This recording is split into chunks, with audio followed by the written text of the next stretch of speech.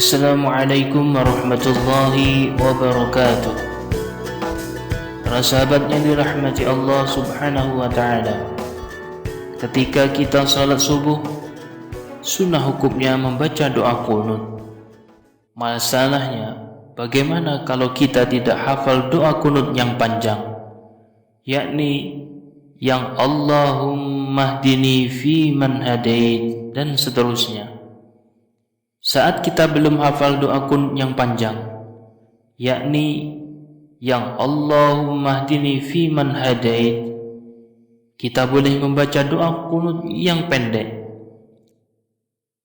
Syekh Zainuddin Al-Malibari dalam kitab Fathul Mu'in menyebutkan, kalimat doa qunut tidak tertentu pada redaksi khusus, sehingga tetap mencukupi atas bacaan qunut dengan membaca ayat yang mengandung doa.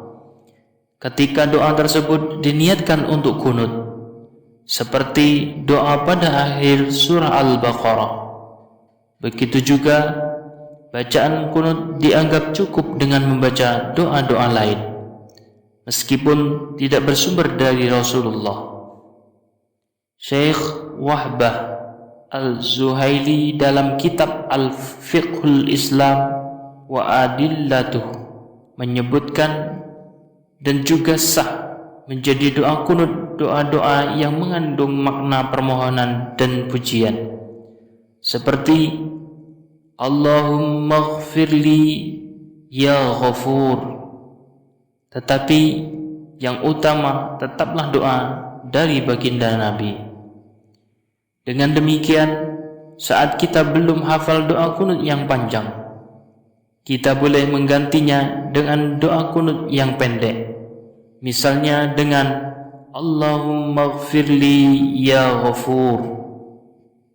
Jadi prakteknya, saat kita sholat subuh, di rakaat kedua sebelum sujud, kita baca doa qunut yang redaksinya pendek sebagai berikut: Allahumma ghfirli ya ghafur, wa sallallahu ala sayyidina Muhammadin nabiyil ummiyyi wa ala alihi wa sahbihi wa baraka wa sallam.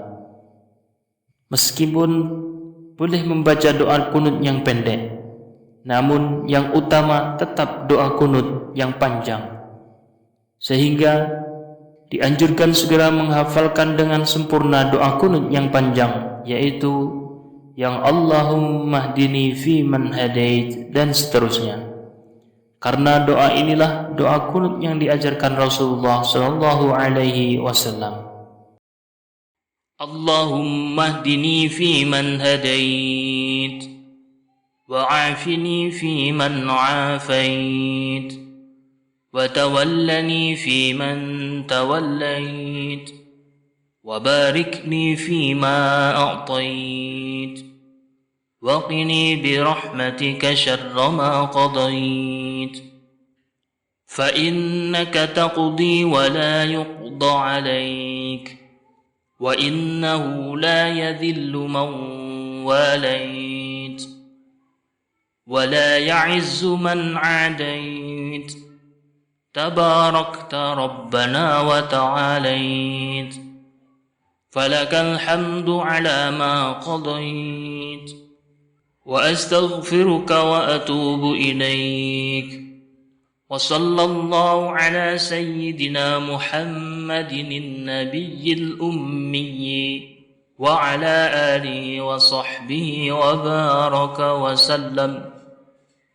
Allahumma hdini fi man hadait wa afini fi man afait wa tawallani fi man tawallait wa barikni fi ma a'tait wa qini bi rahmatika syarra ma qadait fa innaka taqdi wa la yuqda 'alaik wa innahu la yadhillu man walait wa la ya'izzu man 'adait tabarakta rabbana wa ta'alait فلك الحمد على ما قضيت وأستغفرك وأتوب إليك وصلى الله على سيدنا محمد النبي الأمي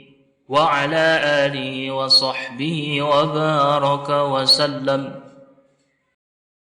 اللهم اهدني فيمن هديت وعافني فيمن عافيت وتولني فيمن توليت وبارك لي فيما أعطيت وقني برحمتك شر ما قضيت فإنك تقضي ولا يقضى عليك وإنه لا يذل من واليت ولا يعز من عاديت تباركت ربنا وتعاليت فلك الحمد على ما قضيت وأستغفرك وأتوب إليك وصلى الله على سيدنا محمد النبي الأمي وعلى آله وصحبه وبارك وسلم. اللهم اهدني فيمن هديت وعافني فيمن عافيت وتولني فيمن توليت وبارك لي فيما أعطيت وقني برحمتك شر ما قضيت فإنك تقضي ولا يقضى عليك وإنه لا يذل من واليت ولا يعز من عاديت تباركت ربنا وتعاليت فلك الحمد على ما قضيت وأستغفرك وأتوب إليك وصلى الله على سيدنا محمد النبي الأمي وعلى آله وصحبه وبارك وسلم. اللهم اهدني فيمن هديت وعافني فيمن عافيت وتولني فيمن توليت وبارك لي فيما أعطيت وقني برحمتك شر ما قضيت فإنك تقضي ولا يقضى عليك وإنه لا يذل من واليت ولا يعز من عاديت تباركت ربنا وتعاليت فلك الحمد على ما قضيت وأستغفرك وأتوب إليك وصلى الله على سيدنا محمد النبي الأمي وعلى آله وصحبه وبارك وسلم. Demikian, semoga bermanfaat. Wassalamualaikum warahmatullahi wabarakatuh.